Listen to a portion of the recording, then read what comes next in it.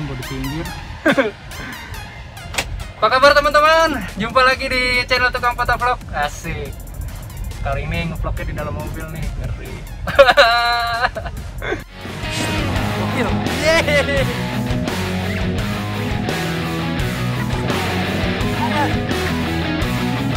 Woohoo!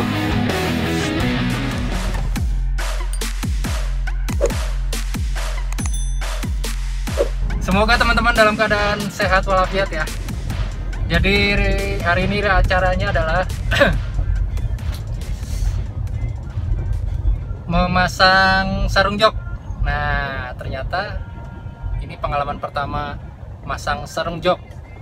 Ternyata sarung jok itu modelnya ada dua teman-teman. Modelnya ada dua, non paten dan jok paten.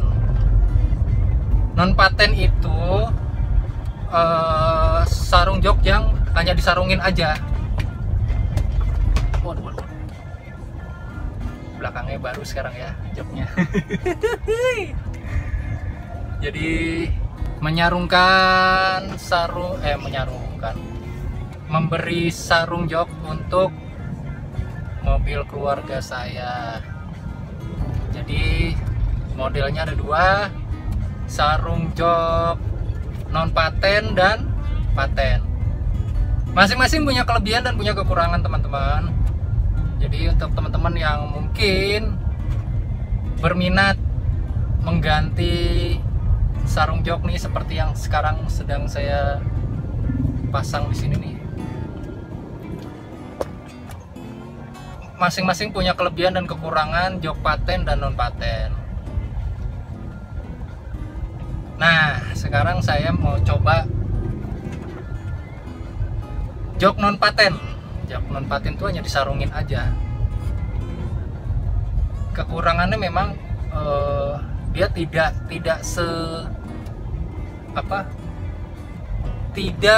serapat atau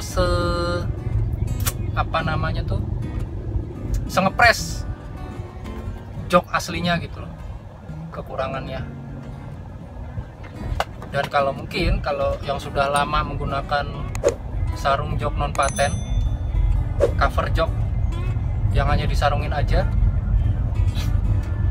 itu akan terlihat menggelembung terutama di bagian sandaran, dan tempat duduk yang di bawah. Nah, kekurangannya itu. Kelebihannya adalah tidak merusak jok asli. Tidak merusak jok asli karena hanya disarungkan dan diikat dengan tali di bawah.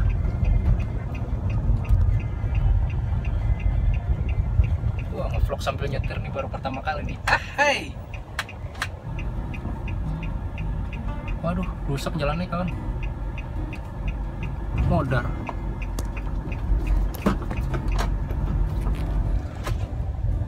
Kelebihannya ya tadi itu, jok aslinya tidak dirusak. Jok aslinya akan masih tetap seperti semula karena hanya disarungkan. Dan sarung jok aslinya masih ada di busanya. Terus cover yang baru hanya melapisi bagian luarnya seperti yang saya pasang sekarang. Kelebihannya itu. Dan pemasangannya juga termasuk cepet lah, nggak sampai seharian gitu. Tadi saya masang sekitar jam 10:30, selesai jam 1-an, berarti berapa jam? 10:30, 11:30, 1, 2, sekitar 2 jaman lah, 2 jam selesai, punya cover jok baru teman-teman. Yang tadinya warnanya sarung jok aslinya mobil ini bludru, dan kelemahannya dengan sarung jok bludru itu kalau kotor ya terlihat kotor. Misalnya ada noda bekas minuman, aduh jalannya hancur. Waduh, Nah, apalagi kalau ketumpahan kopi misalnya, kopi atau sirup, waduh, noda teman-teman, noda di kursinya. Jadi bukan cuma hati teman-teman yang ternoda, sarung jok juga ternoda teman-teman. Oke, jadi tadi itu kelebihan dan kekurangannya. Kalau mungkin yang jok paten, kelebihannya adalah bisa bervariasi. Waduh. Oke, nah ini kurang lebih lah. Nah mungkin kalau jok yang paten, kelebihannya punya berbagai macam jenis model ya, bervariasi modelnya itu. Model apa namanya, bentuk model jok, teman-teman bisa google lah model-modelnya bervariasi. Kalau saya hanya senangnya yang model begini aja, simple tapi bermain di warna, jadi nggak, mata kita tuh kesannya nggak aneh gitu. Ngepres dengan body jok dan rapi ya. Ya ini juga rapi juga sebenarnya, tapi kelebihannya ya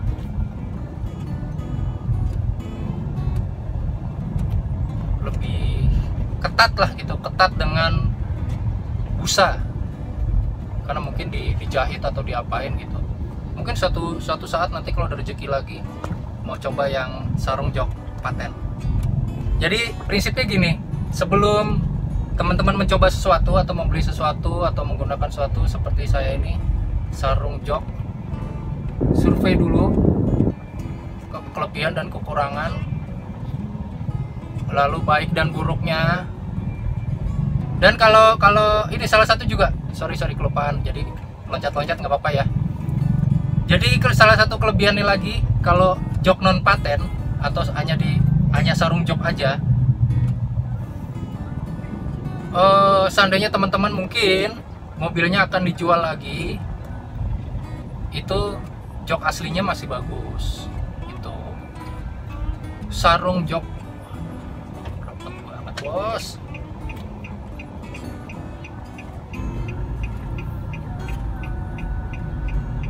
Ya sorry ya sambil nyetir, nggak apa-apa ya. Ini kayak vlog otomotif nih sambil nyetir. Jadi kalau teman-teman mungkin mobilnya dijual lagi atau mungkin dikasihkan orang gitu, nah jok aslinya tuh masih bagus. Oh ya, prosesnya itu tadi saya mengganti jok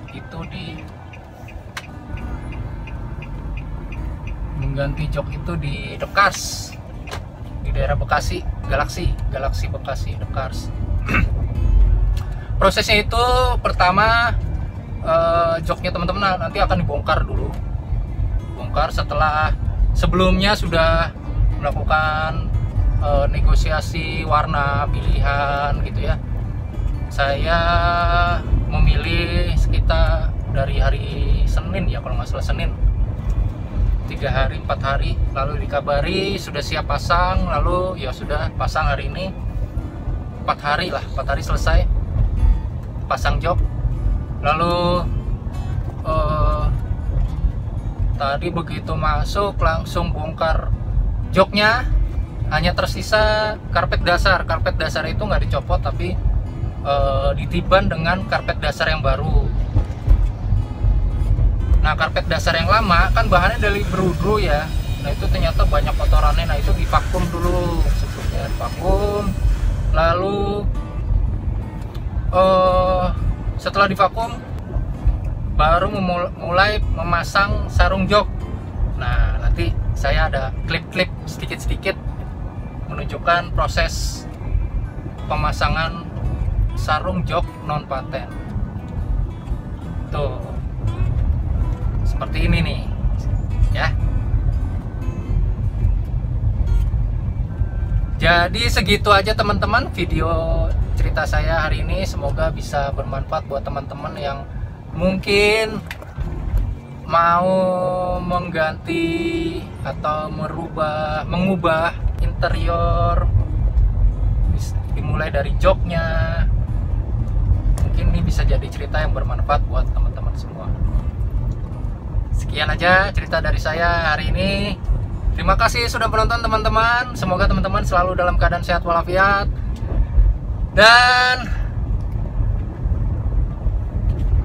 tetap di rumah aja. Saya bandel ya. Tapi kalau keluar rumah, terpaksa keluar rumah, harus pakai masker. Karena di jalan-jalan sekarang sudah mulai sweeping penggunaan masker. Kalau nggak pakai masker, disuruh pulang lagi. Gitu teman-teman ya. Dan kalau di mobil juga penumpangnya hanya 50%. 50% yang ada di dalam mobil. Misalnya kayak saya ini 3 baris, itu hanya boleh supir 1 di depan dan 2 penumpang di belakang baris kedua, 1 penumpang di baris belakang, 4 orang.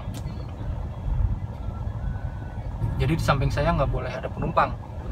Itu aturannya PSBB sekarang ini. Oke, gitu aja. Semoga teman-teman selalu dalam keadaan sehat semua, baik-baik semua, jaga kesehatan. Apalagi ya, tetap semangat dan terus berkarya buat teman-teman.